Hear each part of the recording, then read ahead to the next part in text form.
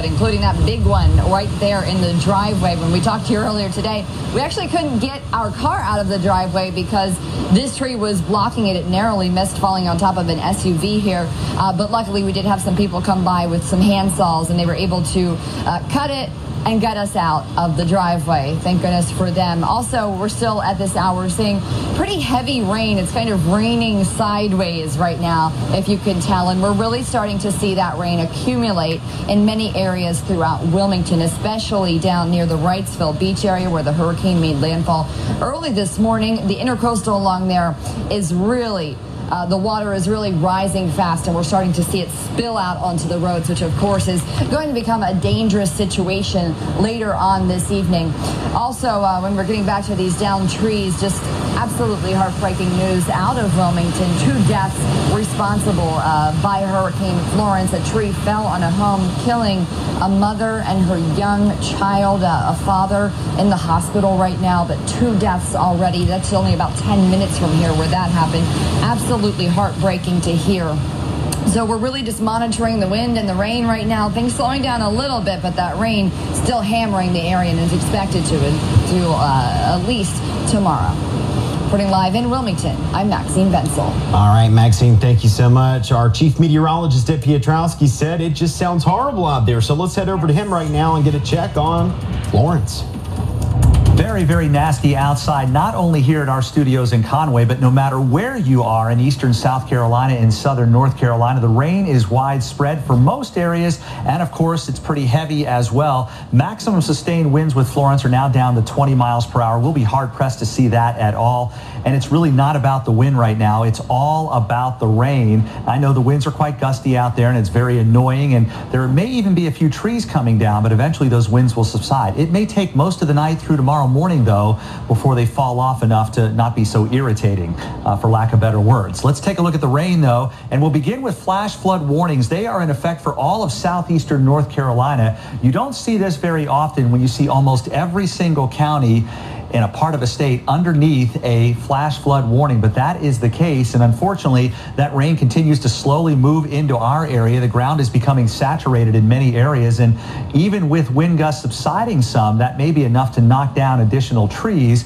so do keep that in mind. Let's go ahead and take a closer look and show you where the heavy rain is.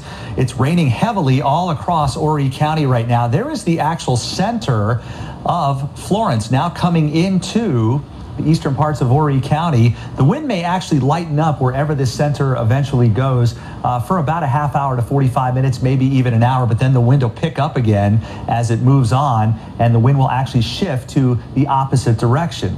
All right, so the rain continues across the Horry and Georgetown counties, especially heavy now down toward Murrells Inlet and Pawleys Island as well. Across the PD and on the border belt, bands of heavy rain moving through. A very heavy band right now over Florence down Highway 52 toward Lake City. In between some of the heavier rain bands, but still some rain out there in Hanna and Pamplico down toward Johnsonville. Actually, in Johnsonville, the rain looks to be pretty heavy. Same for Marion and Mullins. Bit of a break as we head toward Dillon. Hartsville and Darlington seeing some rain as well. Meanwhile, up on the border belt, bands of heavy rain now moving through Laurinburg back toward Blenheim, and also a few areas of heavy rain, especially up toward Red Springs. Not a whole lot going on in Alfordsville right now. Fairmont and Lumberton, not a whole lot of rain, but as you can see, some of that heavier rain is beginning to back into your area, so expect more rain as we head through tonight. All right, here's a look at Futurecast to track the center of low pressure and, of course, also track the heavy rainfall. And these black lines you see here are what we call isobars. Those are lines of constant pressure, and we use those to help us define where the area of low pressure is, which, of course, is Florence, a tropical storm now located right there at 6 o'clock. So very close to moving into Horry County. As we head through the evening hours toward midnight, it literally takes 6 hours for the center of this storm to get through Horry County. And by midnight, it's not through here. So the relentless rain will continue, and it will be very heavy at times. And it's wind driven as well, because the winds are going to gust in the 40s and 50s and even in the 60s at times right on through the evening, and really for most of the night as well, unless you're very near this center for a short amount of time. So don't be surprised in Horry County during the evening hours if you notice the wind really falls off, but then it's going to pick right back up again, and that's because you're actually in the center or the eye of this tropical system. By Saturday at 7 a.m., only moving into lower Florence County, some pockets of heavy rain here, and also in these yellow and orange areas, these bands of rain moving ashore. Rain is widespread in the morning, rain is widespread as we head through lunchtime, and nothing is stopping these bands of extremely heavy rainfall from forming and moving through our area. By Saturday at 5 p.m., the center of circulation is slowly moving away, but you'll notice here we have more extremely heavy rains developing in bands. Now, exactly where this sets up on Saturday night will determine who gets additional heavy rainfall that could exacerbate the flooding that will likely already be ongoing. As of right now at midnight, that could be over the extreme eastern parts of our viewing area.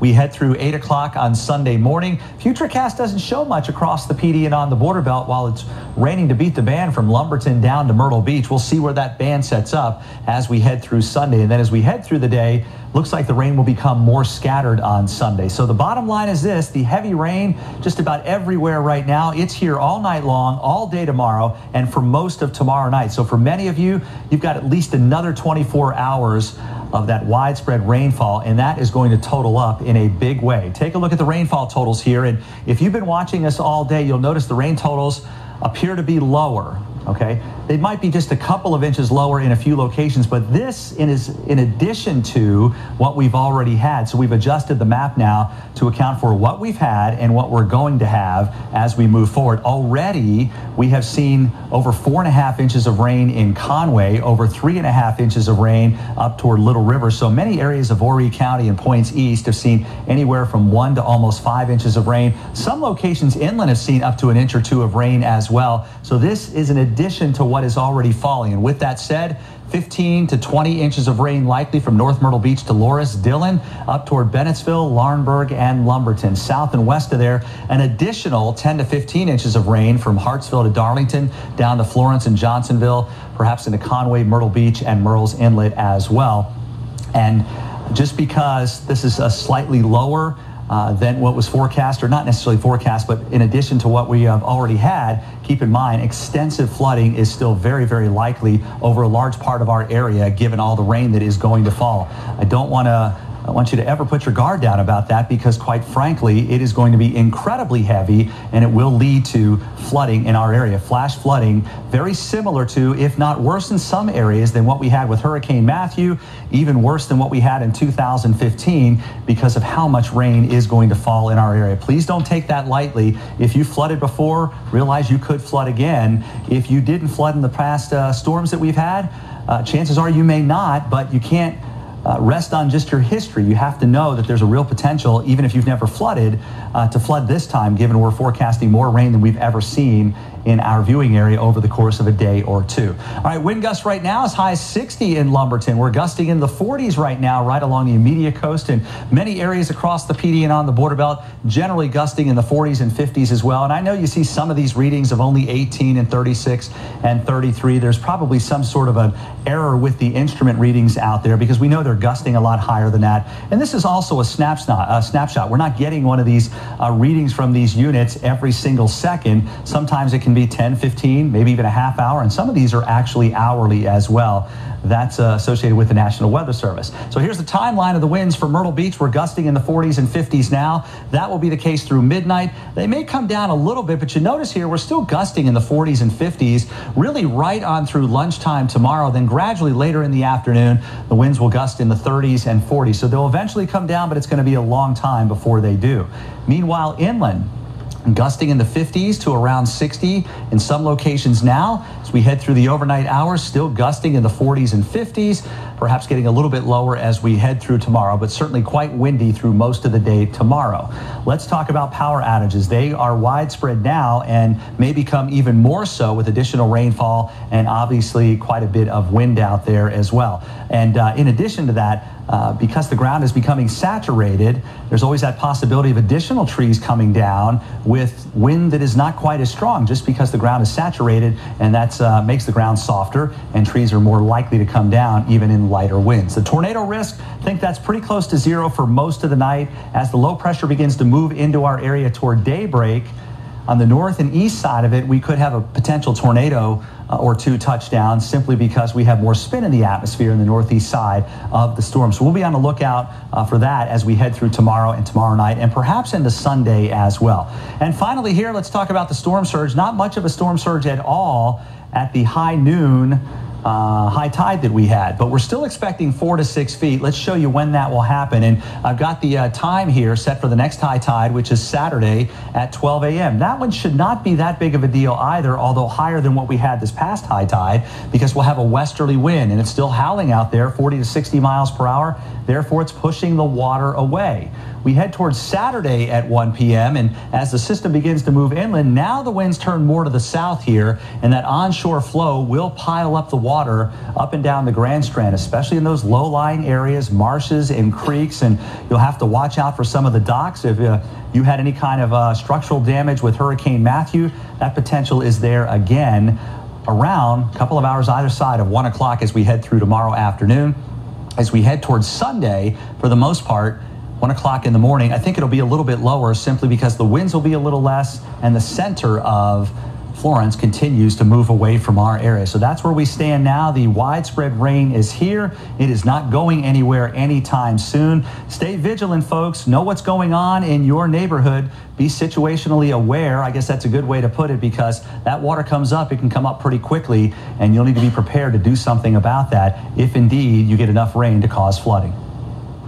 Hey, download our WPDE weather app. Just head to your app store, search WPDE WX. You know what's great about that app? Yeah. You can watch the radar map on there. So when Mr. Ed is not on your television, you can actually look at the radar all by yourself right there on the app. I do it all the time because I think it's neat. That is always a good thing, especially when, you know, the weather's nice. Yep. Hey, don't forget to download our WPDE News app as well. If you lose power, you can watch us right there.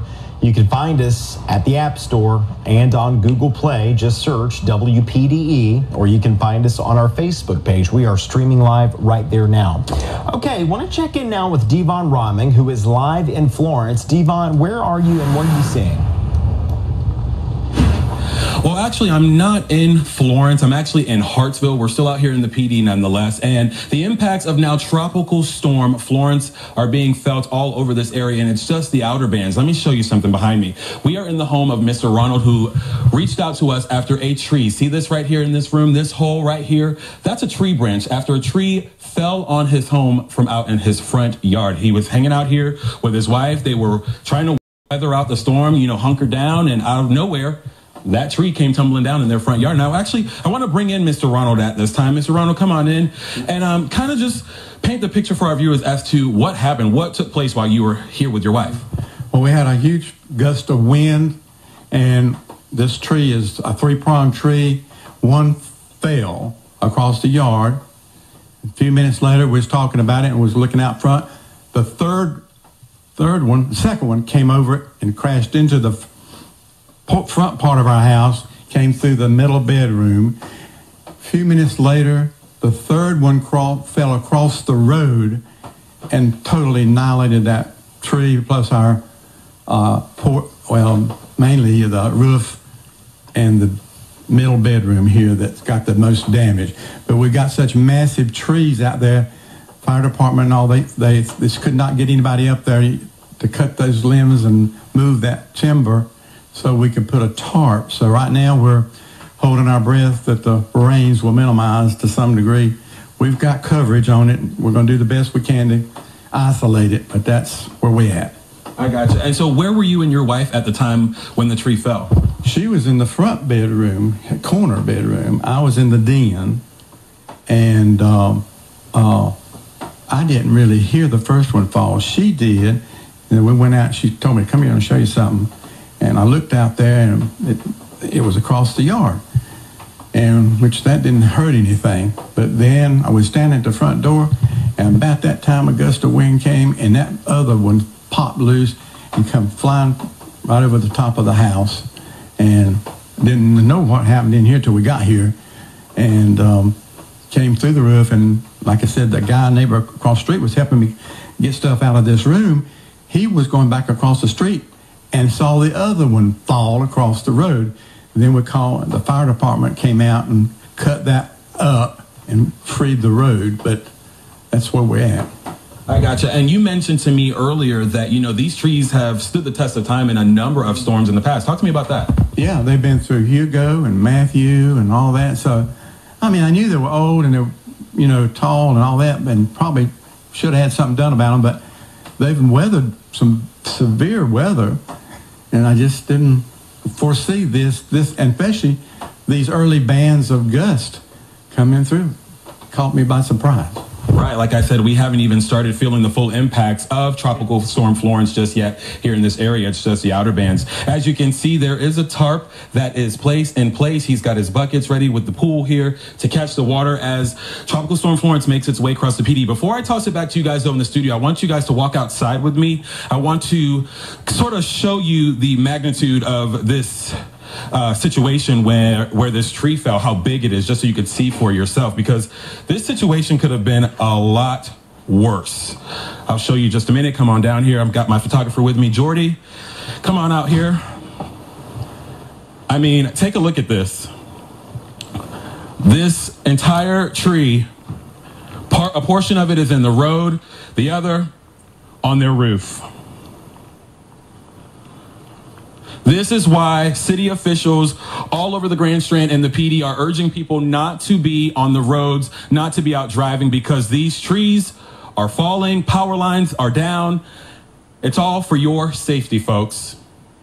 Do yourselves a favor, stay indoors. Don't try to come out here. Don't try to be on the roads trying to take in the sights, taking pictures. Leave that to us. We will be out here, like I said, for the duration of the storm for the next few days, letting you know what it is that you need to know to keep you safe. For now, reporting live in Hartsville, Devon Roming, ABC 15 News. All right, Devon, thank you so much. We appreciate that.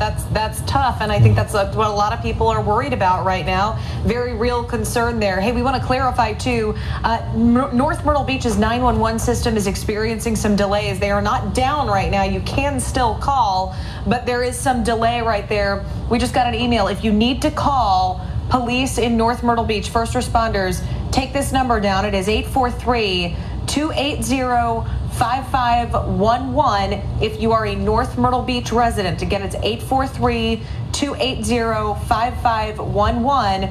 You can continue to try 911, but if it's busy, try that number. I'm going to say it one more time, 843-280-5511. That is for our friends up in North Myrtle Beach. 911 is not down, but they are experiencing some delays. And you know what? We covered this a couple days ago. Horry County was concerned about this, about an influx of 911 phone calls. So again, folks, if you are experiencing an emergency wherever you are, do call 911. If not, try not to clog up those lines during a storm like this. Good information. And WCTI's TV station in New Bern was just one of the many places affected by flooding in North Carolina. Yeah, they were forced to evacuate from their building. We've got some pictures now of what those floodwaters did inside this TV station. They say this is the first time in history that they have had to evacuate from this building. New Bern, by the way, it's just about 90 miles northeast of Wrightsville Beach in North Carolina. Wrightsville Beach, you know, is where we are hearing that hurricane actually made landfall just after 7 o'clock this morning. So it's just inland from that. And that's what the floodwaters have done. Again, this storm, we kept saying, we kept hearing from our meteorologists, was one that we weren't so concerned necessarily about the winds. It was more the flooding that we were concerned about. So that is our TV station there in New Bern, North Carolina, that had to evacuate. Yeah, Wrightsville Beach about 7:15 this morning. That's when it made landfall. And officials want you to know that just because you have a larger car, take a look at this, that does not mean you should be driving through floodwaters. It is way too dangerous. These were some people this morning in Wilmington. Some people even started to turn around and drive away from the flooding. That's always a smart move. Please, we urge everyone to stay inside until the storm is over. And Tropical Storm Florence has sunk a popular boat bar on Topsail Beach. Storm chasers took this video along the beach earlier. Many buildings along this stretch didn't stand a chance against the winds. And you could see a barn and a couple of mobile homes that were damaged in the wind. Rescue crews are busy in North Carolina, of course, rescuing people from their homes right now. We just got this new video of some of those rescues in River Bend, North Carolina. It looks like they've got a boat, some sort of raft there.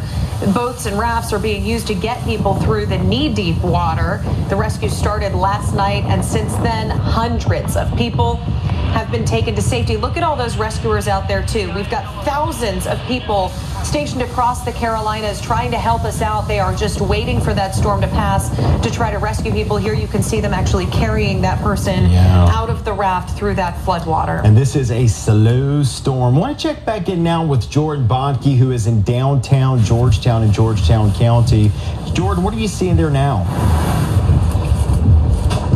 Well, we are wanting to take you guys for a ride to show you what driving conditions were like. We don't advise any folks to get behind the wheel right now unless you absolutely have to, but we wanted to give you an eyewitness account of what it looks like behind the wheel. We're not going very fast. We're not going very far. This is downtown Georgetown right now, and you can see just on top of this Turnstile Enterprise building, this county building here, it may not be a typical flag, but that is the severe weather flag that's up here. Also, you could see some of the businesses that are around downtown Georgetown. They're all boarded up. A lot of folks made the decision to board up. Some folks didn't do the plywood. Others decided that that would be in their best interest. You know, last night when we were out here, it was a ghost town. That is still so much the case. There are some folks that we showed you in a live shot earlier today, just the last live shot that you had with us, of folks who were on the boat. They're going to ride this thing out on the boat. You know, now that this has been downgraded to a tropical storm, they said that, you know, we're blessed. We're much luckier than some folks north of us in North Carolina. Again, the historic portion of downtown Georgetown, a lot of these buildings have been through hurricanes like this. Cone knocked down over here to the left. That's the severity. I mean, if you would want to call it a severe type situation. As we're driving, you may see some debris that's out on the road. It's really, you know, something that could be just a normal storm. Up here on the left looks like the paper or the steel plant. If I'm not exactly certain, I believe it's the steel plant here. But nobody really out on the road. We don't see a lot of folks that were on the bridge. A lot of folks. We don't see a lot of folks that were driving at all, or high speeds at all. We did speak with the county. We just texted them before we went on the air here as we were approaching Fraser Street. We're told that the power outages right now in Georgetown County are creeping up to 3,700 around that time frame as we get to this yield here. Again, we want to do everything that we can as safely as possible. Looking to our left, because I know some folks may say, well, why are you getting behind the wheel? Well, we want to give you this eyewitness account of what the conditions are like. Every once in a while, the wind will really whip the trees around. You can see the palm trees there on the left. You've seen worse images in this storm, in Hurricane Florence. I mean, that's not as bad as some places. As we're approaching here, we're going to take a right, like we're going to go back towards the bridge, which is open. I know that you have reported before that that some folks say that it may be closed, or that's a rumor that started when there's bad storms, but it's definitely still open. Over here, this McDonald's, we actually did a story yesterday, or maybe it was the day before. I'm losing my track of days. It's all shuttered up, but there were some folks out there that were praying for safety. And here's the National Guard here as they're making their way through town. We're going to go straight here to our right. I don't want to make Jason Walker, our photojournalist, work too hard, because we could get a little motion sick as we're driving and looking through the camera at the same time. But the ice house that's over there is still open. One of the very, very few businesses that are still open.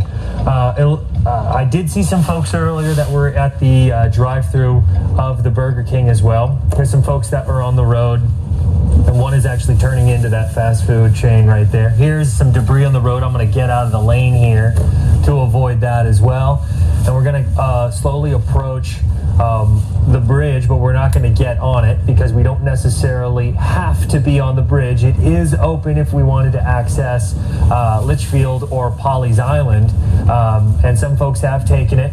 It's mostly for first responders, And it's those are the, I should say, it's mostly the first responders are the ones that I see on the bridge mostly. This gas station has looks like they have opened back up. Yesterday they were closed, and we're creeping up here. You can see the stoplights; they're swinging around in some of the rain as well.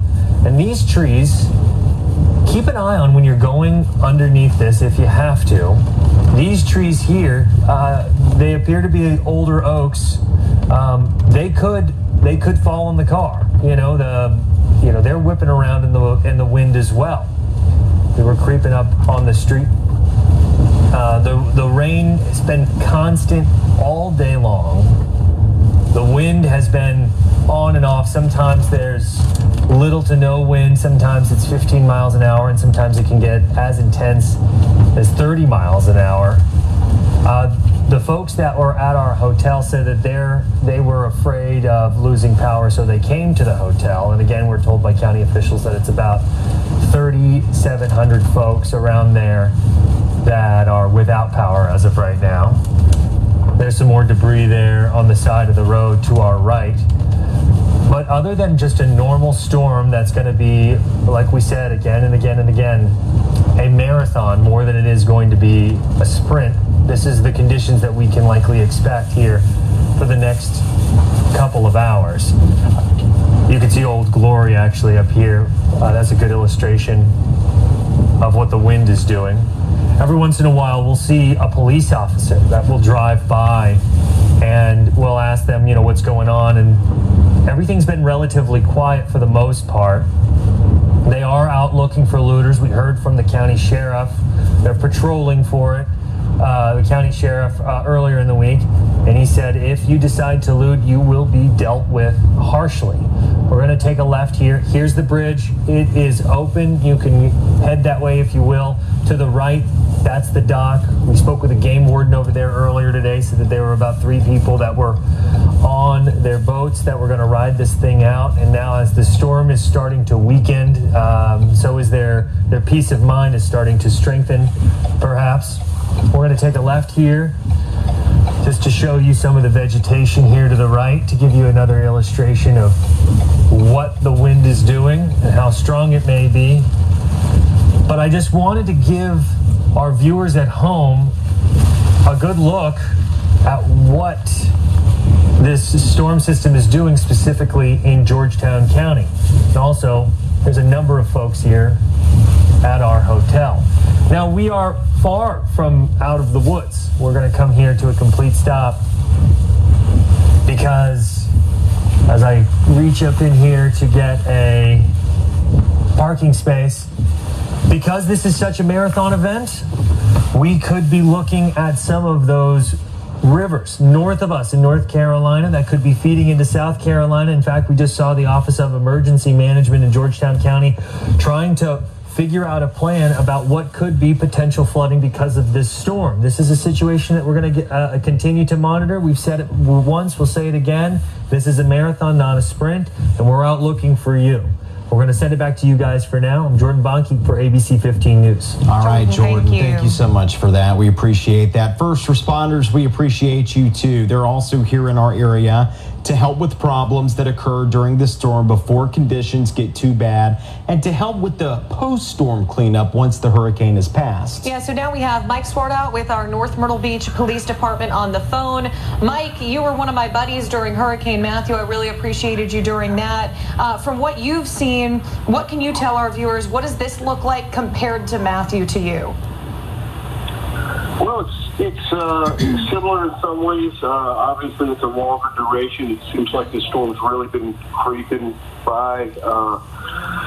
We're obviously having similar winds and lots of rain, so we're running into a lot of the same problems as far as trees and power lines down. And right now, we seem to be at a little bit of a lull up here at North Myrtle Beach, where it's kind of slowed down a little bit. So we're just assessing what kind of damage we have so far and going from there. Yeah, I'm glad to hear that it slowed down just a little bit there, but we're hearing tomorrow that's when things are really supposed to ramp up, and we're supposed to get a lot of the rain. What are you going to be looking for tomorrow? Pretty much the same. Of course, we're going to be expecting a lot more calls for service for flooding issues. We are having some streets that are already starting to flood over now, so we're expecting that to get a lot worse. And probably a lot more trees down and a lot more power lines. If you haven't lost power yet, that'll probably go down tomorrow. So we're just right now in standby mode, kind of take it as it comes. And, you know, I remember when I was out there, I'll never forget getting a text from you, and you said, hey, Summer, don't leave your hotel room. If you leave, I can't come get you if something happens. You had explained to me in the days before that storm that, of course, if that wind got too powerful, you guys weren't allowed to leave. If flooding got so bad, you couldn't get there. So in terms of your response, how is your response looking right now? Can you go get people? Yes, we can go get people. We're actually out and about now. Unless those winds hit that about 50 miles an hour, that's about the point where we cut off responding completely, unless it's a dire emergency. But it appears now that the winds aren't that strong, so we will be able to come out and get people. But luckily, we had a really good effort by our public to evacuate. So we don't have a lot of people here to go get at this point. Yeah, we're hearing roughly 90% of the people evacuated. Are you seeing many people out and about in North Myrtle Beach today? I've obviously been in the EOC, so I couldn't tell you the answer to that. But from what I'm hearing, not too many. Of course, you got the people that are out and about, the sightseers that want to see what a hurricane looks like. And, of course, got a lot of media out and about. But besides that, I haven't heard all too many civilians out in the town. All right, and how are you guys doing? Because this is a big effort. You guys spend days ahead of this thing preparing and getting your EOC up and ready to go. I know you're about to end your shift here soon, so thank you so much for taking the time to talk to us. But how's everybody doing there, both physically and emotionally, just taking this thing on? Actually, we're doing really well. A lot of humor, a lot of cutting up going on in the EOC, even though it's a very serious situation. But spirits are high right now. Talk to me tomorrow, or the next day, or however long we're here, and that might give you a different answer. But We're doing pretty well right now. All right, I'm glad to hear that. That sounds about like our newsroom right now, my friend. So I think we're all on the same page. All right, hey, you get some rest tonight. I know you're about to be off, so get some rest. Thank you so much for talking to me again. I told you after Matthew I wasn't done bugging you yet, so thank you. Yeah, thank you guys. I appreciate it. All right, you got it. Laughter is the best medicine, is it not? Sometimes that's all you can do, folks. Really? All right, let's head out to ABC 15 Sydney Glenn, who is actually in North Myrtle Beach right now. Sydney, what are you seeing? Summer and Trey, I am in Cherry Grove. This is a place that we keep talking about over and over again. It's one of those areas that people are most concerned with flooding. Now, here is why they tell you not to be out and about right now. Do you see the streets now? Maybe you're saying, well, there's not that much water on the streets, and that is true. There is not a ton of water. There's some flooding, but it's the trees that are everywhere. You're seeing limbs, debris everywhere, and as the wind blows, so does all of that stuff. Actually, as we were driving over here, it was kind of a wild sight, something I've never seen before. A power line actually sparked, and both my photographer and I almost a little bit of a heart stop, thinking, are we about to see another Cherry Grove fire? Luckily, that didn't happen. I think the ground was so wet that it absorbed it, but those are the conditions that we're seeing. Those are the reasons that you need to really be careful and really be thinking about it when you're out here. I was on the beach a little bit earlier today, and there was people out here. You hear it's a tropical storm now, and you think it's okay to come out. It's really not. There's a reason that police have asked you to stay inside. There's a reason that there was a mandatory evacuation order of people just driving around wanting to see what it looks like. It just doesn't really make sense. You don't want to do that. We're out here for you. We are in constant communication with police and fire to make sure it's safe for us. We're texting them, constantly asking, is it okay if we go here? Is it okay if we go there? Because we don't want to encounter anything that's unsafe. The flooding situation right now, like I was saying, honestly, the roads aren't looking that bad, which I was a little bit surprised by. But then you have to think about this. Days ahead of rain, days ahead of these things. So we don't know exactly what kind of flooding event this is going to be. But see, look, this is what happens when you're driving. You're kind of having to maneuver around things.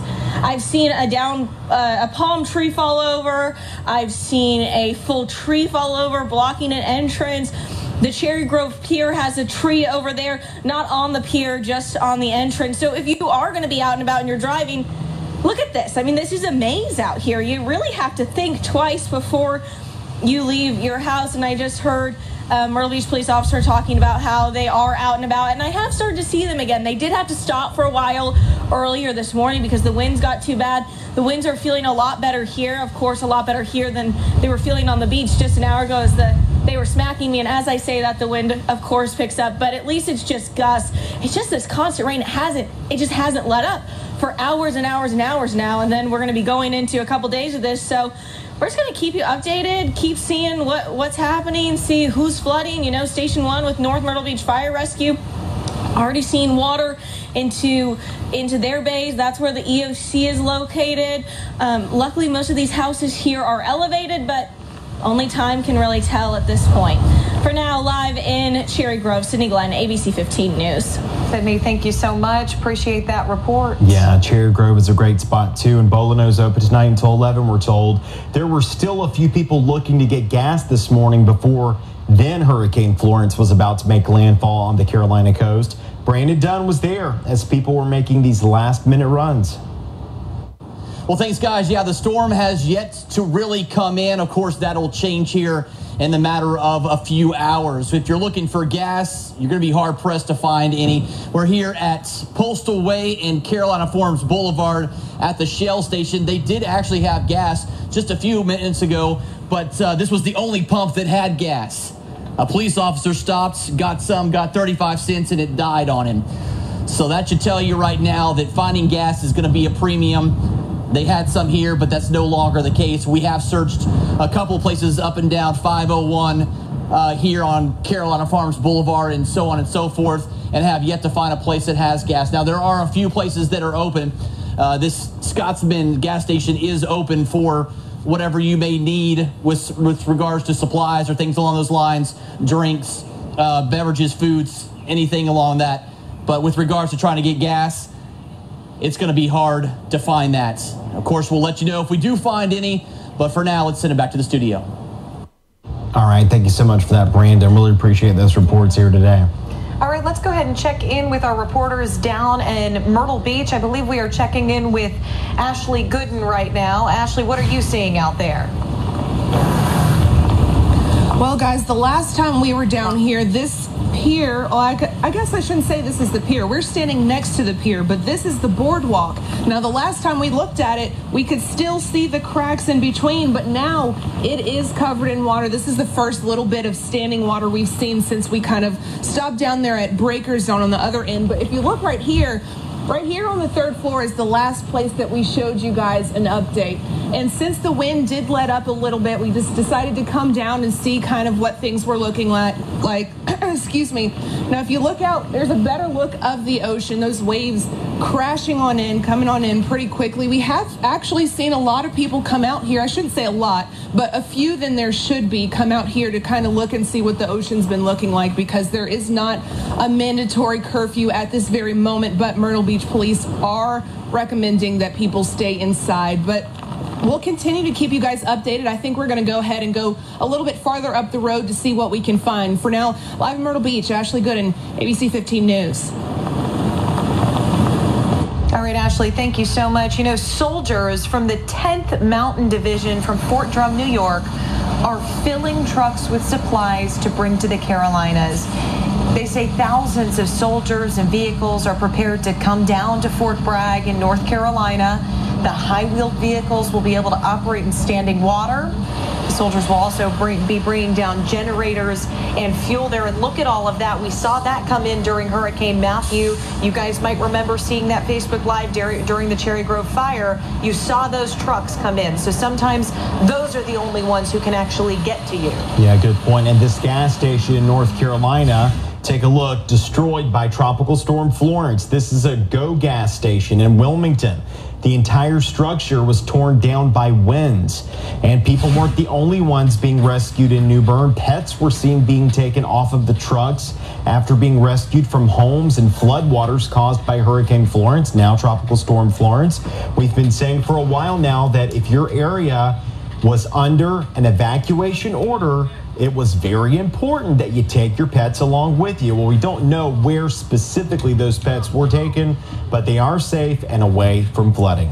Crews from across the country are down in the Carolinas covering that storm for their news stations. Yeah, take a look at this video of one reporter being hit by flying debris right in the middle of the street in Wilmington. Whoa, look out, wow.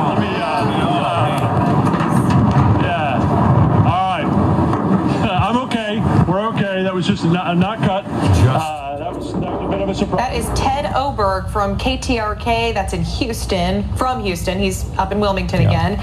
This happened on live TV, folks. He did assure everyone, including his crew, he's all right, but it just goes to show that conditions are very unpredictable. So again, please stay inside right now. Good advice, and we've told you we have crews from across the country coming right down here to the Carolinas, reporters and first responders. Yeah, and that includes rescue crews from New York. Check this out. This is pretty neat video.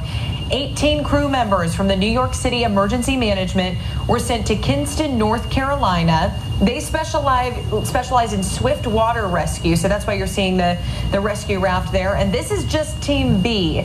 Team A is in Bayboro, North Carolina. They'll be up there until their jobs are done, of course, but thank you so much to all of them. We've got water rescue crews that Horry County brought in, I know. Florence has some line crews out there, so a lot of people in town to help us out here. Absolutely, and we found one place keeping their doors open during the storm, Bolanos in North Myrtle Beach. They say they've been busy with people picking up last-minute medications, hot food, gas.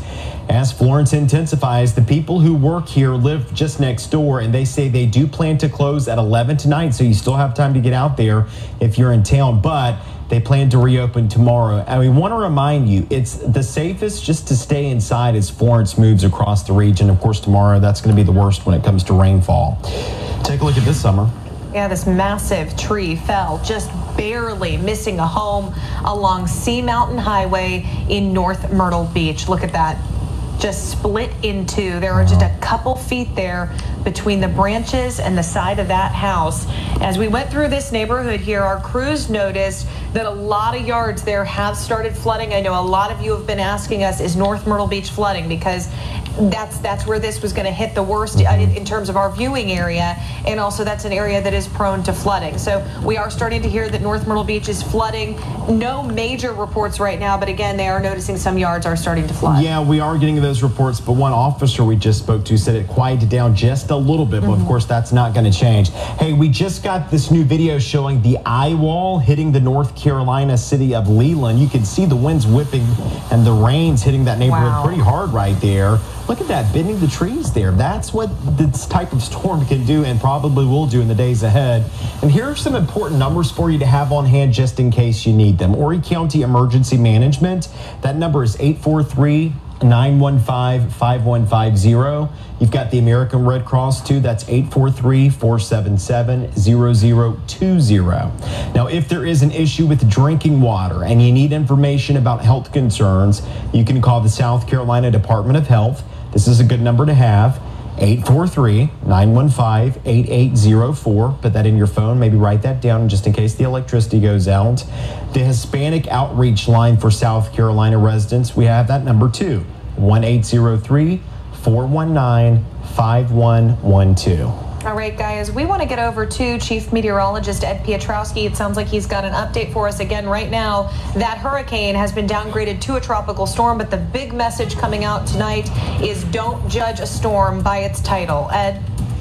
Yeah, it may no longer be a hurricane, the difference only 5 miles per hour, but the storm is still massive, and the biggest threat, of course, is the incredibly heavy rainfall that will persist through tonight, through tomorrow, and into tomorrow night as well. Let's begin with a look at our sky cams, and up and down the Grand Strand here, we're starting in North Myrtle Beach, looking back to the south and west, and hard to see anything because the rain is very heavy. You notice that our camera's being buffeted by the wind. The winds are still gusting quite strong, and I'll show you some of those numbers here in just a moment. So that's what it looks like from from North Myrtle Beach. Let's travel to the south and west. Here is Garden City. This camera actually higher up on Atalaya Tower in Garden City, and we're looking back to the south and west. There, of course, is Garden City Pier. Normally, on a good day, you can see Murrells Inlet off in the distance. Not tonight.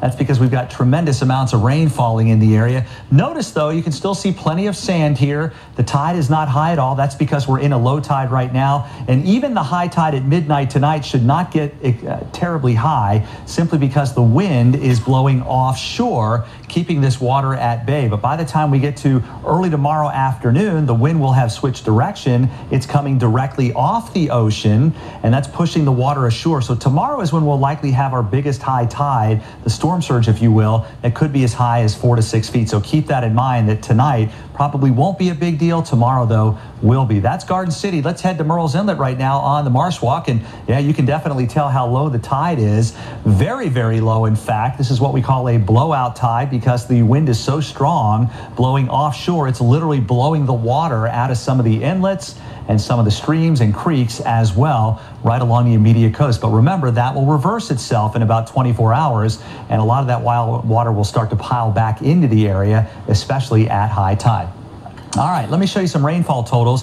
They've been pretty impressive so far. Conway, it's been raining relentlessly here for the past 4 or 5 hours, and now we are up over 5.5 inches of rain. Carolina Forest over 4. Pawleys Island and Surfside both over 3 inches now. Myrtle Beach is approaching 3 inches. Lumberton over 2. And Florence at 0.45 inches of rain, and more is certainly on the way. Let's take a look at the radar here, and this is just a huge area of rain circulating around Tropical Storm Florence right now. The center of the storm is actually located in eastern Horry County, and it's here and just to the west of there that we're seeing that very heavy rainfall. I want you to see this as well. There's the center. It is moving to the west. And once the center passes you, it sure would be nice if the rain would go away, but that won't be the case if this is the center. Look at how far those rains extend out to the east. This has all got to come across our area, and it's going to take a solid 24 hours to do that. So get ready for that. It's going to rain for quite some time to come, and that is going to lead to flash flooding. Southeastern North Carolina, flash flood warnings remain in effect. They've been in effect all day long, and a lot of this rain is headed our way as we head through tonight and, of course, as we head through tomorrow. The ground is becoming more and more saturated, so it won't even take a whole lot of wind to knock down a few more trees. And eventually, with all this rain, it is going to lead to flooding that's only going to get worse as we head through tomorrow and tomorrow night. Flash flood warnings remain in effect for eastern parts of Horry County now till 8:30. My guess is they will probably extend that, given the fact that we've got quite a bit of rain out there already. There's clearly the circulation of the system, not a well-defined eye, but as that actually passes over you, the winds may actually subside just a bit. They'll be in a lull for about an hour or so, and then eventually the wind will pick up from the other direction and be quite stiff as we head through tonight and tomorrow. Meanwhile, here's what's happening across the PD. The rain is not nearly as widespread here. It's coming, though. No question about that. Bands of heavy rain from Darlington back toward Lamar and Sardis back to the west of Lake City. These are heading southwest. A bit of a lull as you head eastern parts of Florence County out on Highway 76. We've got some rain in Marion. The heaviest of the rain is in Mullins, that is, and we've got some heavier showers in Dillon as well. Final stop on the radar is here on the border belt. There's some heavy rain rolling through Laurinburg, heading into Bennettsville shortly, and you'll notice the rain, heavier, widespread rain, is closing in on Lumberton. Once it starts raining here, pretty soon it's going to be raining persistently for quite a long time to come. So there you have it. Plenty of rain out there now, and more is on the way. Futurecast shows that the center of low pressure associated with Tropical Storm Florence will gradually move through Horry County as we head through tonight. Over the course of 6 hours, it moves through the county. Plenty of rain out there, and that rain will be heavy at times. That will be the case as we head through 7 o'clock in the morning, and it's basically more of the same. I know I sound redundant, but it is what it is. Plenty of rain in the forecast. A lot of that will be heavy rain. We'll see where this tremendous band of rain sets up as we head through Saturday afternoon and into Sunday, mostly over southeastern North Carolina, but we'll have heavy rain bands in our area as well, and they may actually get pulled westward as the storm is actually leaving the area. So it's possible Saturday night into Sunday morning we could have some very heavy rainfall around here at that time as well. As the day goes along on Sunday, looks like the showers will have a tendency to break up. It won't be as widespread nor as heavy as what we're going to get over the next 24 hours or so. Take a look at the forecast rainfall totals, and I want you to keep in mind this does not include what's already fallen. So this is in addition to the rain we've had already, and as you can see, most areas an additional 15 to 20 inches along the border belt into northern Horry County, roughly another 10 to 15 inches for those of you in Hartsville, Darlington, Florence, Johnsonville, Murrells Inlet, and of course in Myrtle Beach as well. And if we realize these numbers up near 20 inches, that will be an all-time record for the most rainfall in the state of South Carolina related to a tropical system. And as we all know, we know what tropical systems can do in terms of rain. You go back to the 2015 catastrophic flood across all of South Carolina. The incredible flooding we had during Matthew of 2006, that was catastrophic for people as well. And for those of you that have been around a long time, you remember Hurricane Floyd in 1999. That brought catastrophic flooding to areas along the Grand Strand. And when you say catastrophic, that doesn't mean people necessarily die. What it means is they lose everything because water infiltrates their homes. So that is catastrophic to anybody. I don't care who you are if water gets into your home and ruins it or destroys it altogether. So that leads to flash flooding, of course. That is absolutely expected across our area as we head through Saturday and Sunday. Quick look at the winds here. Basically, they are out of the north and northwest for many areas inland, gusting to 52 right now in Florence. Those of you along the Grand Strand, watch the wind actually turn a little bit more westerly as we head through time here, perhaps even more southwesterly up on the north end. That's going to take several hours for that to happen. How long are the winds going to stay up? They're going to be pretty persistent. They're not going to get much higher at all. In fact, they probably won't get any higher, but they will persistently gust along the Grand Strand here into the 40s and 50s, occasionally a gust near 60 miles per hour through tomorrow morning. Then gradually through the day, those winds will begin to come down across the area. Keep in mind, with that center of circulation, the eye, if you will, of Tropical Storm Florence, as it passes over you, you still may get a lot of rain, but you may notice this evening over Horry County, there may be a lull in the actual wind.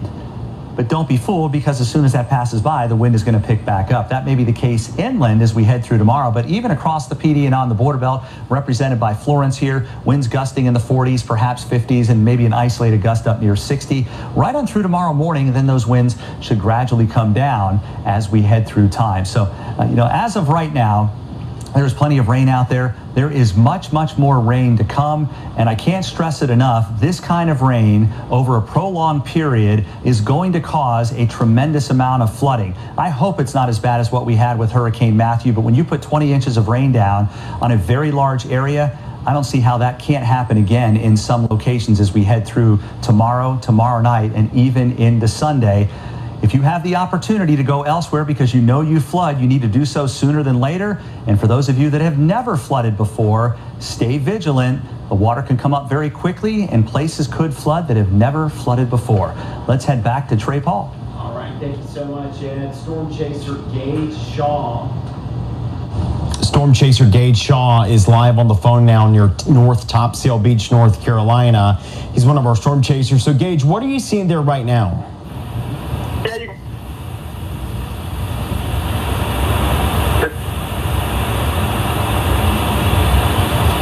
Hey, Gage, it's Trey Paul here. Can you hear me?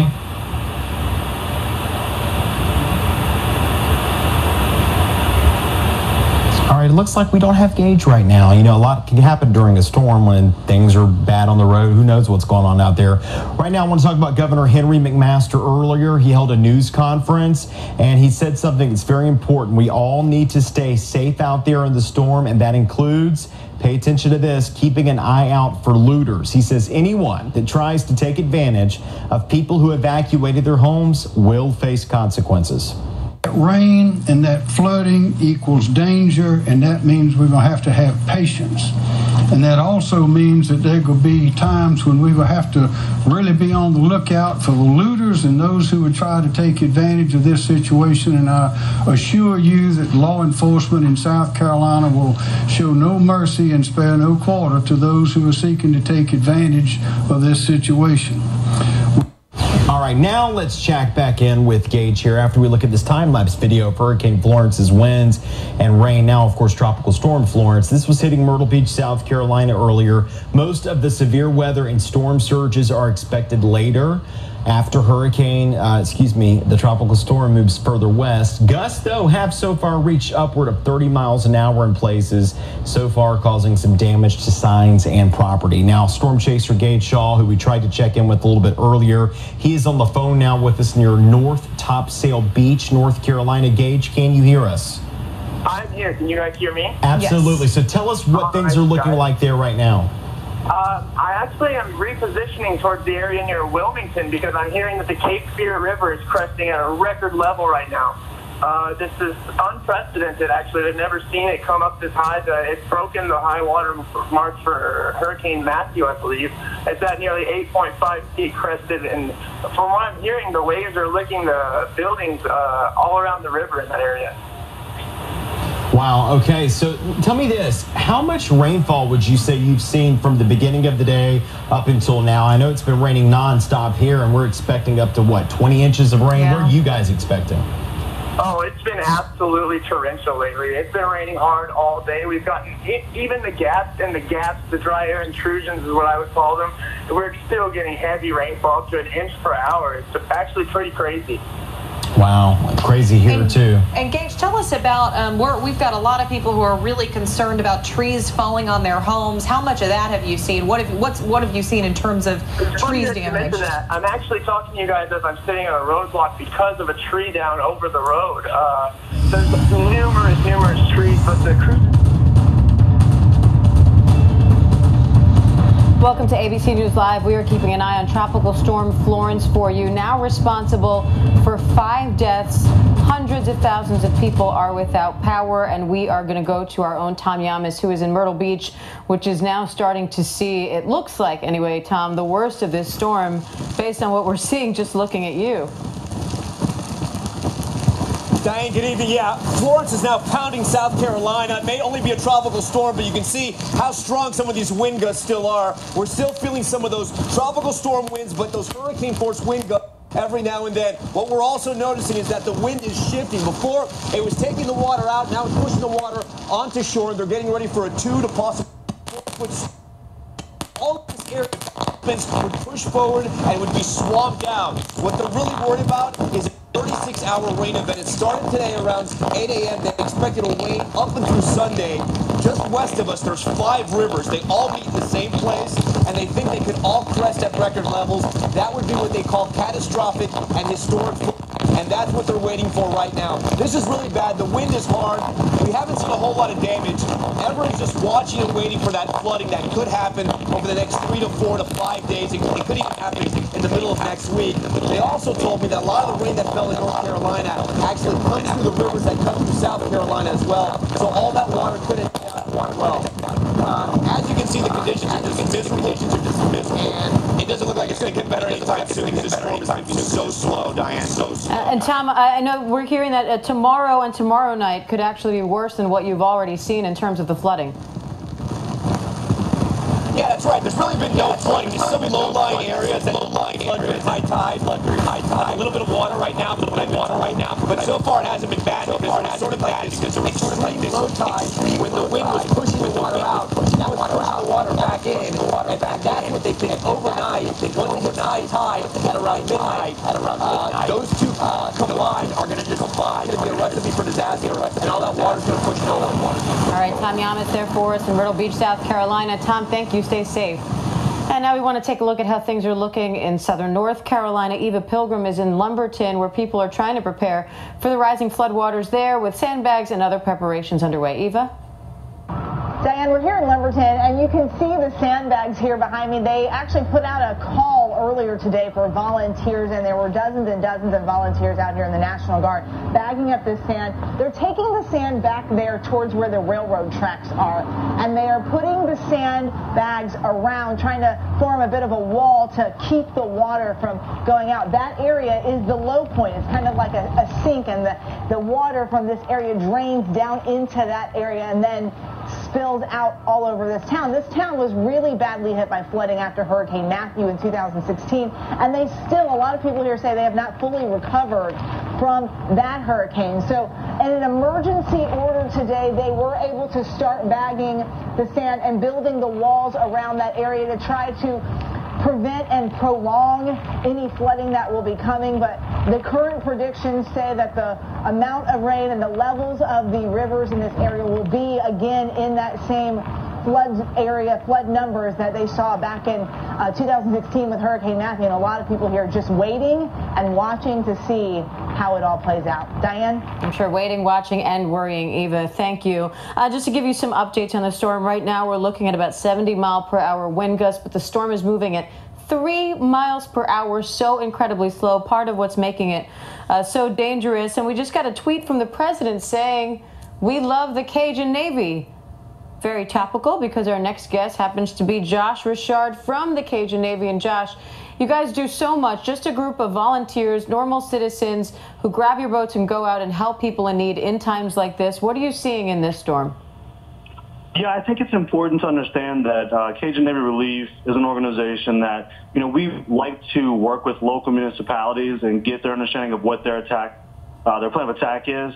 And so when we come into an area that we know is potential for devastation, we like to coordinate our efforts. So what we're looking at now is, Lumberton is obviously in one of our more concerned areas. We are in the Robeson County area. We know that there's going to be really high, above average flood stage in those areas. So we're preparing now to enter that county and really take command from the local municipalities up to the city, up to the region, up to the state. And what are you hoping to accomplish once you get there? Sure. Well, I think that, again, our efforts are best coordinated when we talk to our local municipalities. And so what we're hoping to is aid and just, again, enhance what the local plan will be. And so we have boats on the ground, we have boots on the ground, and our efforts, again, are going to be focused on getting those low-lying areas and some of the places where people just simply cannot get out. In storms like this, people all over the country often have the urge to help, and they don't know how. And sometimes the efforts to attempt to help can actually do more harm than good. How do you guide people in terms of doing things that will actually be beneficial to those who need it? Yeah, that's a great question. We actually have a request for rescue on our website. You can go to CajunNavyRelief.com and request that. You can also sign up to be a volunteer. You can donate. We have a PayPal link as well. So there's a lot of ways that we encourage people to do it, but it has to be responsibly and it has to be proactive. In the middle of a storm like this, we don't like to give out specific locations because we don't want to be inundated with volunteers that haven't been vetted properly. And so we really urge the public to go through the proper channels, which would be your local municipalities and or our website specifically, to kind of engage with us on the levels where you need us most. And based on your experience with storms like this, any advice for some of these residents in these areas? Yeah, I mean, just hunker down. We expect the worst to come over the next several days. We don't know if this is going to be Harvey-esque in a sense of it being heavy precipitation over a long time where the storm stalls. That's what we're anticipating. We're just hoping that we can get in these areas quickly and do the best job that we can in this given situation. Well, you do amazing work, and we very much appreciate it. Josh Richard from the Cajun Navy, just amazing what you guys do with your own equipment, with your own time, and I'm sure the people that you help appreciate it, and we extend our appreciation to you as well. Thank you, Josh. Thanks, Diane. And Jeff Smith, our WABC meteorologist, is here with me as well. Jeff, you heard Josh there talking about they're anticipating sort of Harvey-esque behavior from this storm, that slow movement and a lot of moisture. I know the winds have been dying down. Is that aspect of it weakening at all? Yeah, the winds will continue to die down, but this is just going to become a monumental flooding event, maybe a 1,000-year flood in portions of North Carolina. We've been getting some very strong wording out of the National Weather Service tonight. Some of those flash flood warnings areas, they're saying that if you've never flooded before, you may flood overnight tonight into the day tomorrow. Goldsboro, North Carolina, under a flash flood emergency right now. Not just a flash flood warning, a flash flood emergency. Multiple water rescues in progress. Check out that band of rainfall that extends through Jacksonville, through New Bern, heading up toward the Greenville area. This radar may not look that different 24 hours from now. So this storm is just sitting and spinning. Literally, you can walk faster than this storm is moving. Newport, North Carolina, up to 19.4 inches of rain. Jacksonville, 7.31. And we could be talking about additional totals of 20 inches plus. So it may put some areas close to the 40-inch mark. This flash flood watch is basically all over the state of North Carolina into northern parts of South Carolina. Again, locally 20 plus, that southern tip there of North Carolina, not too far from Wilmington, and also into northeastern parts of South Carolina. And the flooding can extend pretty far inland too. 6 to 10 inches of rain possible in parts of the Appalachians of western North Carolina into southwestern Virginia. Look at how slow this is moving. It's entering into South Carolina right now. It takes until late Sunday. It takes 48 hours to cross the state of South Carolina. And that's why these rain bands will continue moving on in from the warm waters of the Atlantic Ocean. And the fact that it's staying fairly close to the coast, it's not just plowing way inland, means the storm has access to all that moisture in the Atlantic Ocean. And that's why the rain is going to continue to be just an incredible, catastrophic concern over the next few days. After it starts accelerating off to the north and northeast, I think the rainfall amounts are more like 3 to 5 inches as it heads into, say, eastern Kentucky and parts of the Ohio Valley and eventually Pennsylvania. But look at that radar again. Tornado watch is also in effect for portions of North Carolina. We recently actually had a tornado warning in southern parts of Virginia from one of the outer bands of this storm. So we got a lot to come with Florence. We're just about at halftime now, maybe not even quite there yet. Hard to believe considering the destruction we've already seen. Just curious, is there a particular factor that contributes to the speed of a storm? Yeah, in this particular case, there was a ridge of high pressure building to the north of the storm, and it acted as a brick wall. A lot of times these storms will, they'll be moving at 14, 15 miles per hour, and they'll continue moving inland. In this case, it was moving at 15 miles per hour well offshore, but once it got closer to the coast, it hit that ridge of high pressure off to the north, and there was a clockwise flow around that, with winds coming in from the north, kind of suppressing the storm to the south and stopping its northward progression. So just kind of a bad luck of just a bad the way scenario. the air is interacting. Exactly. All right, Jeff Smith, thank you so much for helping us keep track of the storm and answering all my curious questions, because these storms are rather puzzling, but unfortunately rather dangerous as well. Stay safe out there, everybody. That does it for us at ABC News Live. For now, we're going to send it back over to WPDE over in Myrtle Beach, South Carolina. Stay safe. Live tonight, Sydney. How are things there? Hi, everybody. City Glenn with ABC 15 News here. I am driving around Cherry Grove. Of course, we're being extra careful, but I just want to show you what the road conditions look like right now. Here's a little bit of flooding in this person's front yard, but the roads overall, we're just seeing puddling at this point. We're seeing a lot of debris out there as well. That's why if you are going to be on the roads, which I would urge you not to be, but if you are, to use extreme caution. Here's kind of the concerning part about already seeing these conditions. It hasn't been raining that much for that long, and we're already seeing puddling. We're already seeing debris everywhere. We're already seeing these kind of things. And as we've been saying, this is going to be a marathon event. This is going to be a very long event. And so if you're talking about 20 inches of rain, 30 inches of rain, something like that, that would be devastating for this area. Luckily, the rain, though, you can tell it's kind of started to die down, but it hasn't stopped. We have not had a break in the rain all day long. Now, the wind has come and gone. Right now, the wind's a little bit stronger than it was earlier. We were driving right over here just maybe an hour or so ago. We actually saw one of these power lines spark and catch. It didn't end up catching fire, but it did spark. And that's, again, a lot of you don't have power right now. Many people don't. Not very many people are on the road. I did just see one person driving around, but that's not really the norm. So if you're wondering what your neighborhood looks like, this is basically what North Myrtle Beach is looking like. You got puddling in the road. You have pretty high winds, and you're seeing some front yards full of water. Others aren't really seeing anything. I mean, you even look right over here. These are oceanfront homes, and they haven't seen anything. We really haven't seen that storm surge yet, though. But of course, tomorrow's the big day. Tomorrow's the big story. That's where we're going to see a lot more impacts from this now tropical storm. That's the other thing I want to point out is it has been downgraded to a tropical storm. That doesn't mean you can give a sigh of relief, but that's what I've seen a little bit in this town is now, while most people evacuated, as soon as we heard that it was downgraded, I all of a sudden started to see a few more people on the road, a few people checking things out. Not everybody, though, from this area, because again, 80 to 90% of people in this area did decide to evacuate. Here's a little bit of good news from today, though. Earlier today, I told you, if you've been tuning in, that North Myrtle Beach officials, emergency officials, were not able to respond because those winds got too high. Well, they are able to now. They are back out on the road again, so at least that's good. But look, you can see right here some more things from the wind.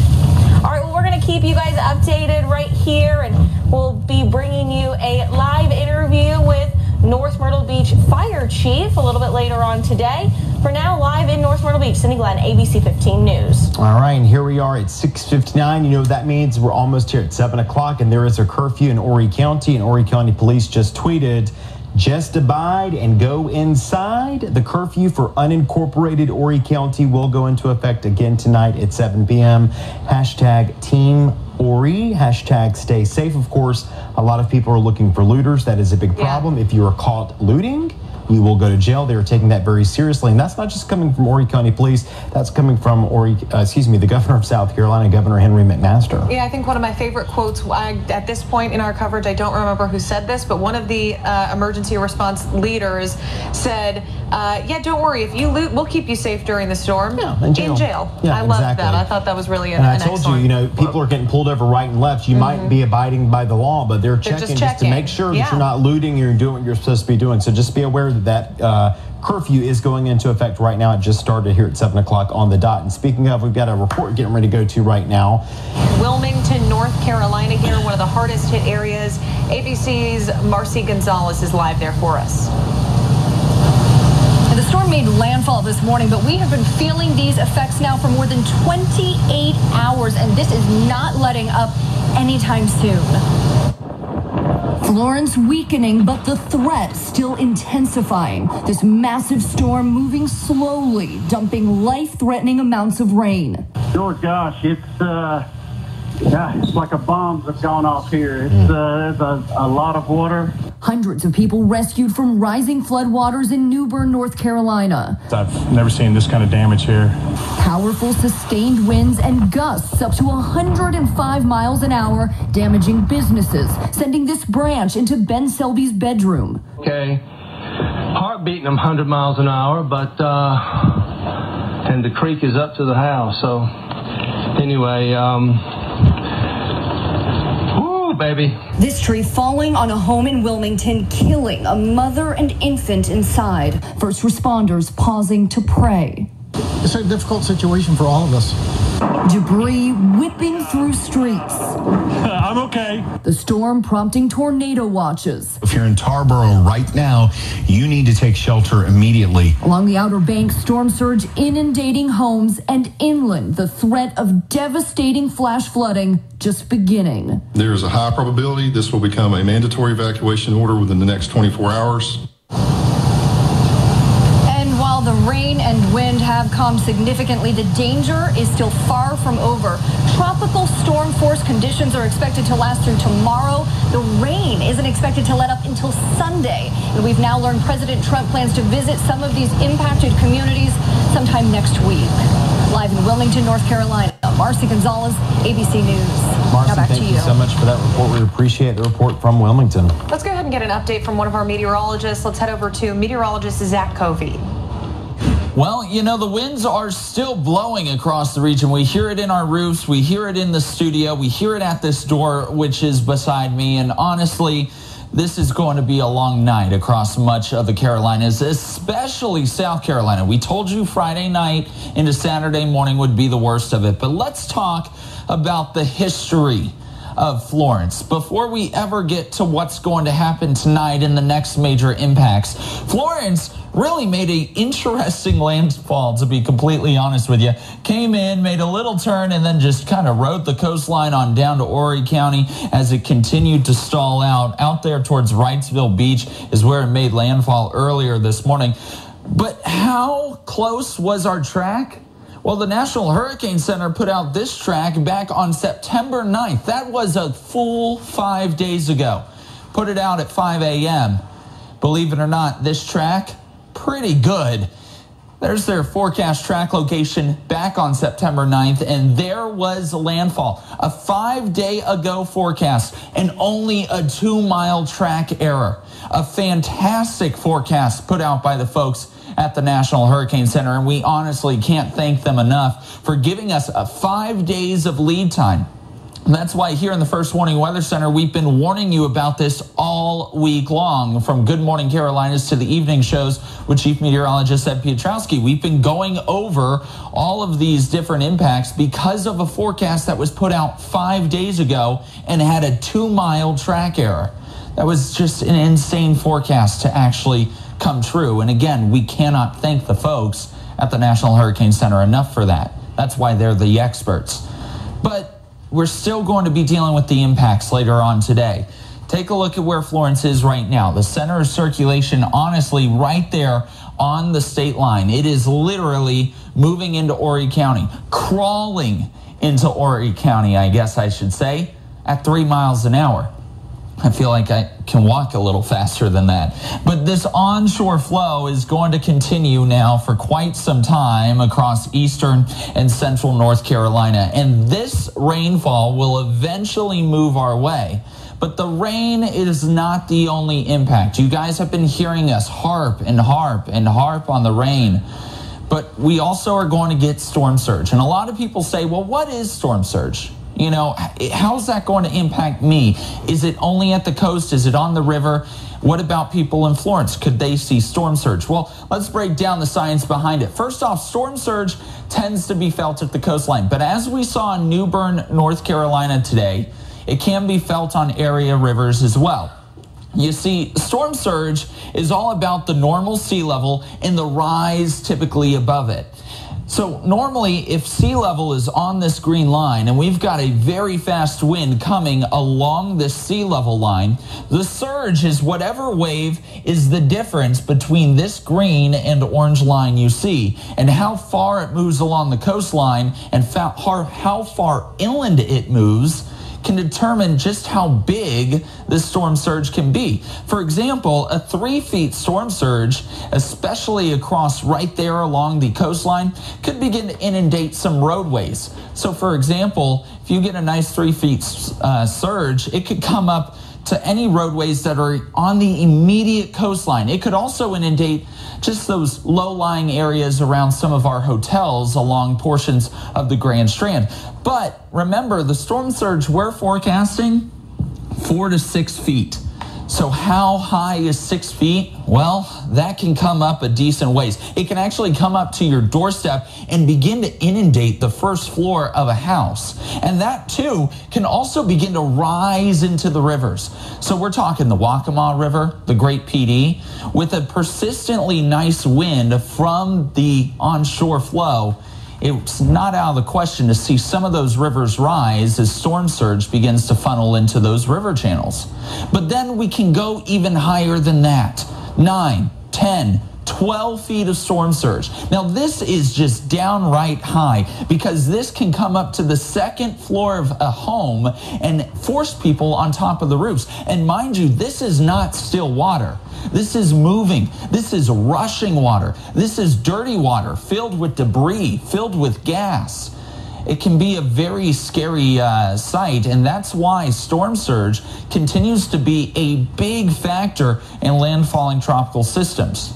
Now, thankfully, the storm surge is not going to be as bad here as it is across portions of the northeastern North Carolina coastline, where they're seeing 10 to 14 feet of storm surge. For us, we're talking 4 to 6, and this will be basically around the same as Hurricane Matthew. Notice right now our winds are coming out of the northwest. That's keeping the storm surge at bay. In fact, many of our reporters have actually been out on the beach, as you saw from last night to today, with Ashley Gooden being out there just recently. And again, the storm surge not coming on shore because these winds are going against the ocean's will to come up to the coastline. So we're keeping it at bay. But look what happens when we go into Saturday. As we move into Saturday, our winds begin to shift because the center of circulation is now south of our region. These winds begin to pile up this water, and the water also wants wants to be forced towards the North Myrtle Beach area, the Cherry Grove region.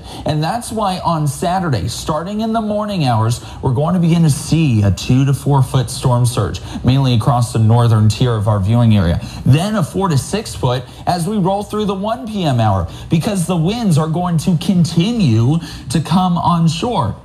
And we'll see that stretch all the way down from Pawleys Island up through North Myrtle Beach. In my opinion, the highest storm surge will be across the northeastern half of Horry County, basically from Myrtle Beach up through Cherry Grove and North Myrtle. We'll be watching it very closely in this region because I think you're going to have the greatest area of winds and wave combinations across the region. So that's what storm surge is and why it's so important. Again, Florence's wind field, this is a tropical storm. We're no longer dealing with those 74-mile-per-hour winds, but instead we're still dealing with a very large wind field. In fact, this wind field over 300 miles wide, and that is an exceptionally large wind field that is being felt across our entire viewing area. In fact, take a look at some of our wind speeds and gusts right now as the center of circulation begins to move towards North Myrtle Beach. We're dealing with wind gusts of 47 in Myrtle, 33 in Conway, 59 in Marion, 60 in Lumberton, 58 in Florence. These winds combined with that now saturated ground toppling trees. I'm getting reports of toppled trees over in Dillon County. I just posted a photo there on my Twitter. It'll be on my Facebook shortly as well. Of some big, I mean, these are not little trees. These are big mambo trees, and we've been showing you some of the damage as well from the fallen trees. So these winds are going to continue in that 40, 50, 60 mile per hour range overnight. And with this saturation of the ground continuing, it would not surprise me to see more tree damage across much of the region. Then we're going to continue to see those winds eventually die off in the speed category on our Saturday. When Florence was coming ashore earlier today, we're going to be watching. It was wet from the rain we had yesterday, so that's why we're seeing these trees coming down. And sadly, that's also where we saw the mother and the child killed in that home after a tree came crashing down on their house off Independence Boulevard in Wilmington earlier today. And this is new video of the Cajun Navy that we've heard so much about arriving in Wilmington, ready to assist with any water rescues that they can. The group has about a dozen boats, and they have a mobile kitchen with them. The group was formed in the aftermath of Hurricane Katrina and reactivated in the aftermath of Hurricane Harvey, mainly from Louisiana and Texas, and they are coming here to North Carolina to help out, and we've heard about several rescues that they've done already.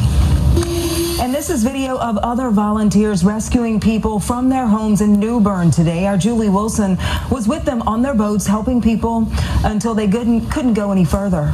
And you can see they were able to make it to the water's edge and then walk out on the water. The latest numbers we have there from New Bern is 360 people were rescued after they were trapped in their homes. That search and rescue operation continues right now there in New Bern. And we have some more video coming in from the New Bern area as well. This is Nelson's Blueberry Farm in Bridgeton, and this is what happened when the Neuse River overflowed its banks. The farm there is now under feet of water. Obviously, agricultural concerns are really worried about this. Farmers have been inundated across eastern North Carolina. That will be having a major impact on their crops. And take a look at these new pictures. We're getting flooding in Carteret County. These pictures posted on the Crab Shack restaurant's website in Salter Path. That's between Emerald Isle and Atlantic Beach on the Sound side. The owners say as of now, they're not really sure if the restaurant itself is flooded. They're still trying to sort out the potential damage there. And closer to the Triangle, a giant tree on its side in Johnston County. Peter Duca shot this video on 2nd Street in Smithfield. It appears the tree is about the length of 2 houses, and we've seen a lot of that. Yeah, as Chris told us, there is a flash flooding emergency in Wayne County right now, where there are a number of water rescues underway as the rain continues falling and the water is rising. Tim Pulliam has been in Goldsboro for most of the day, and he's on Memorial Drive. That road is closed due to flooding. Tim? That's right. right, Steve and Tisha, and we captured a dramatic water rescue. We are the only camera crew that captured it. It happened right over here over my shoulder. You can see the silver sedan with the flashing lights. Firefighters rushed in earlier this evening to save a woman and her dog. You can see the video. It was pretty dramatic, and she was shaken up, but she was rescued within a minute. She was able to get out of that water and into an ambulance. I tried to speak to her afterwards, but she was too shaken up and distraught, but she appeared to be okay. She was clutching her dog. Just look, this is Stony Creek, and it has washed over this parking lot here. This is a dialysis medical clinic right here, and another car got stuck by this water here when he was trying to get to this dialysis clinic because he owns it, and there was a window that blew out, so he got stuck. So his car was also towed. You can see that crews have put these barriers here to let people know that they cannot cross and turn and they have to turn around. We did see one truck try to drive through, and he did make it, but officials are warning not to do that. I spoke with Goldsboro Fire Department, who helped fireman who helped this lady get out of this car. Listen to what he had to say, his message to people living here tonight. Stay home, stay out of the storm, don't get out in the weather. There's still an active hurricane. If you see any water at all, do not attempt to drive through it. Don't risk it, it's not worth it. Now, Wayne County is under a mandatory curfew that begins at 9 p.m. They don't want anybody on the roads, and they say that they will charge people if they find out that you are not going to work or if you're not emergency personnel. Now, one other thing I want to mention to you is there's this white sign over here. This is Willow Creek Nursing Home, and it has been evacuated. So there have been buses that have come to take the neighbors and residents there to either Smithfield or Greensboro. Now, I asked the official that I spoke to why didn't they evacuate sooner, knowing that this area is known to flooding, and that emergency management official told me that he warned this nursing home about the potential for flooding, but they made the decision to evacuate today versus sooner. So right now you can see that the rain is coming down, the winds are very strong, and again, this is Stony Creek that is swelling and flooding this area. So people really do need to take precaution. They need to stay where they are. There are about 5 shelters right now that people can go to and stay to seek shelter. There are 18,000 power outages here in Wayne County. So we are still going through this storm. It's much more that we're going to have to deal with here. But for now, we are here live in Wayne County with all this mess going on. I'm going to send it back to you. And Tim, you, through the afternoon, you've seen people braving those waters. You were standing there on a street corner as the water was rising, and you saw car after car trying to push through. One SUV decided to throw it in reverse and get on out of there. And you're here to tell us, and that woman in that silver car, here to tell us tonight, please, as the firefighter said, please don't go in that water, because as night falls here, you cannot tell how deep it is. Absolutely, Steve. Absolutely. But for whatever reason, people are trying to be brave, and not a good idea. It's just not a good idea. So that curfew is going into effect at 9 p.m. and they're serious. They are going to be checking people out to find out, where are you going? Are you going to work? What are you doing? So people really need to heed the officials' warnings about this. It's very serious. As Chris said, a flash flood emergency in effect there in Wayne County. Tim, keep an eye on it for us. We appreciate it. Thanks. Great reporting out there with you and your crew. We were on the air here earlier today in another part of North Carolina where the water was rising in Jacksonville. Take a look at this. We actually showed this to you as it was happening. We were watching this live feed coming into our control room. We popped it up on the air, and this is what we saw. These volunteers rescuing these dogs that were in the floodwaters.